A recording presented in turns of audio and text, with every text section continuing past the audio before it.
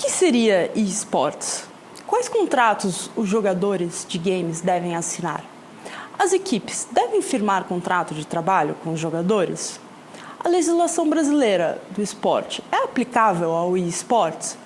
Esses são questionamentos que costumamos ouvir quando falamos do mercado de eSports.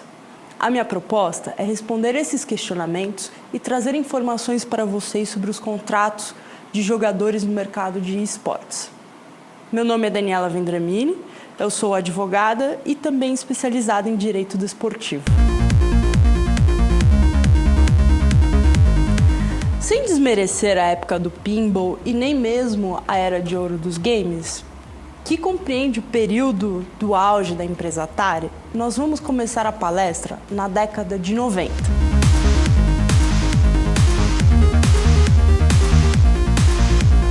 Na década de 90, os videogames já eram bem populares. Nesse período, a tecnologia avançou muito. Os jogadores passaram a utilizar várias plataformas e aparelhos para se jogar, foi mudada a interatividade dos jogadores durante as partidas, além do gráfico 3D, que tomou o lugar dos antigos pixels, aproximando as imagens à realidade.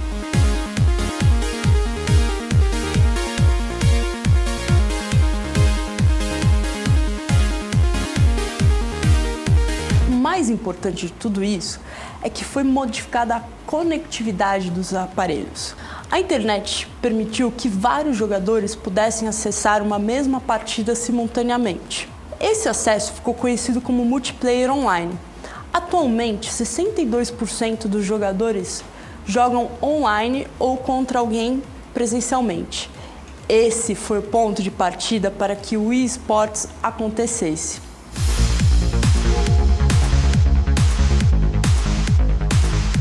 Diante dessa atratividade, qual foi o resultado? No total, atualmente, há 1,98 bilhões de jogadores no mundo. E, segundo estimativas, esse mercado movimentou 91,5 bilhões de dólares, sendo que 30 bilhões de dólares correspondem ao mercado de tablets e celulares.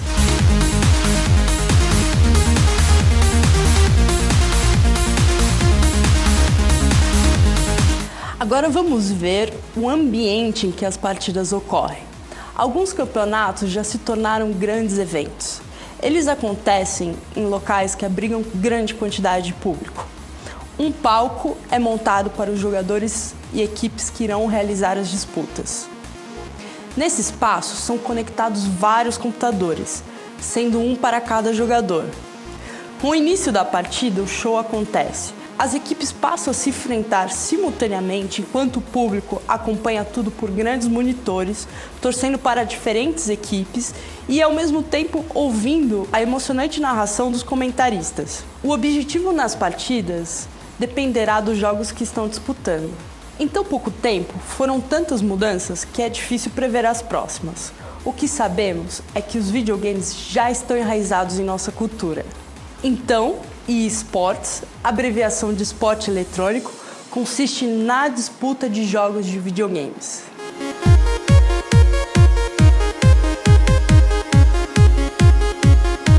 Como já estamos situados, agora veremos sobre os contratos que os jogadores de games devem assinar.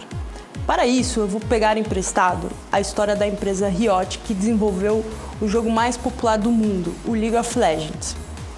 Já pararam para pensar como a Riot transformou o League of Legends no jogo mais popular de todos?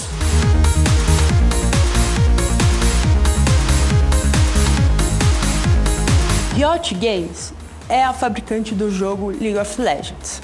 Além do desenvolvimento do jogo, ela também organiza os eventos, executa as produções e faz a transmissão de algumas partidas para milhares de telespectadores. Aliás, é ela o órgão responsável pela League of Legends Championship Series, uma liga profissional conduzida pela divisão de esportes da empresa.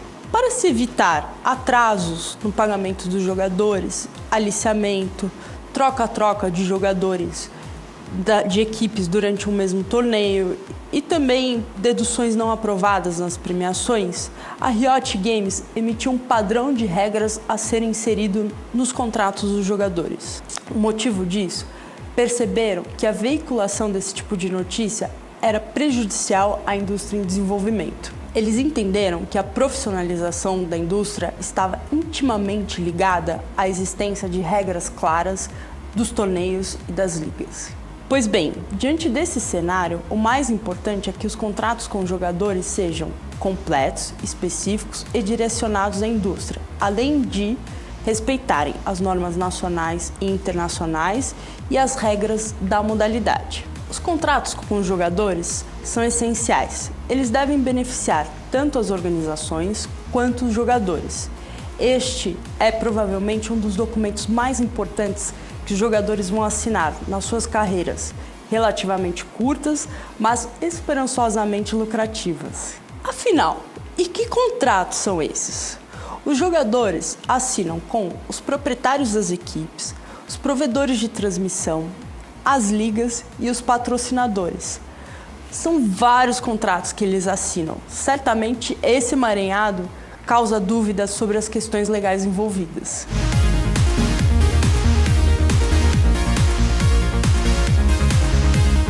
Sobre a pergunta se os jogadores devem firmar ou não contrato de trabalho com as suas equipes, devemos analisar a presença dos seguintes requisitos: continuidade, onerosidade, pessoalidade, alteridade e subordinação. Se tiverem presentes esses requisitos, a relação deve sim ser formalizada e feito contrato de trabalho. Caso contrário, há outras opções de contrato, como é o caso do contrato de recebimento de incentivos materiais e de patrocínio. Em outras palavras, se a relação com o jogador parecer uma relação de emprego tal como conhecemos, por haver subordinação, alta carga horária ou controle de horários, entre outros fatores, deve sim ser formalizado o contrato de trabalho com o jogador com a associação ao sindicato dos comerciários. Devemos também nos atentar às regras dos jogos e dos torneios, pois dependendo do caso, haverá a exigência da própria desenvolvedora do jogo da formalização do contrato. A Riot Games, para a temporada de 2017, pretende exigir que os jogadores e os treinadores tenham um contrato de trabalho para poderem jogar nas competições norte-americanas e europeias do League of Legends.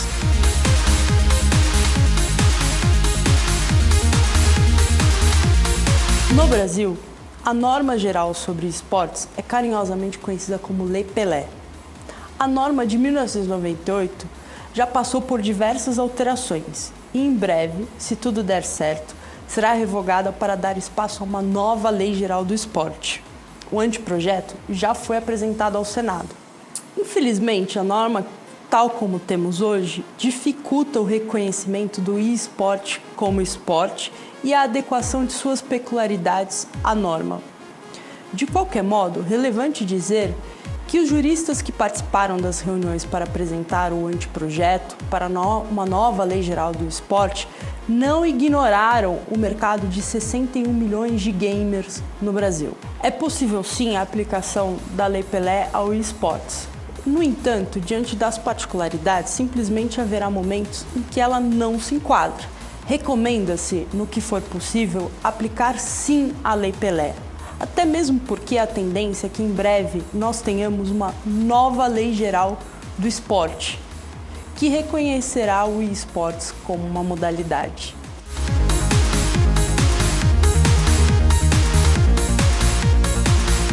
Vamos à conclusão e rever alguns pontos. Na década de 90, vimos a importância da internet para o desenvolvimento dessa indústria tal como conhecemos e que esse foi o ponto de partida para que o esportes acontecesse, a conectividade dos aparelhos. Verificamos também o ambiente em que as partidas ocorrem, concluindo que esportes consiste na disputa de jogos de videogame. Os jogadores assinam com os proprietários das equipes, as ligas, os provedores de transmissão e os patrocinadores. São vários contratos assinados e o mais importante é que eles sejam completos, específicos e direcionados à indústria.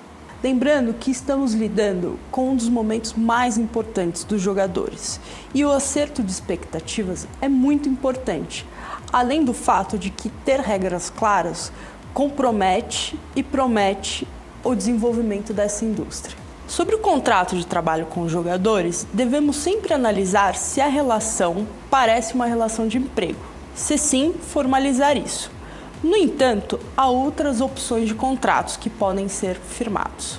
Como a tendência no mundo e também do anteprojeto apresentado é pelo reconhecimento do eSports como uma modalidade esportiva, eu recomendo que vocês utilizem, no que for possível, a Lei Pelé nos contratos e em toda a estrutura que vocês forem montar da modalidade. Pessoal, aqui a tarefa foi um pouco árdua porque eu precisava passar a mensagem de forma clara e simples para um grande público-alvo. Mas, se ficou qualquer dúvida, entre em contato comigo. Abraços e bons jogos!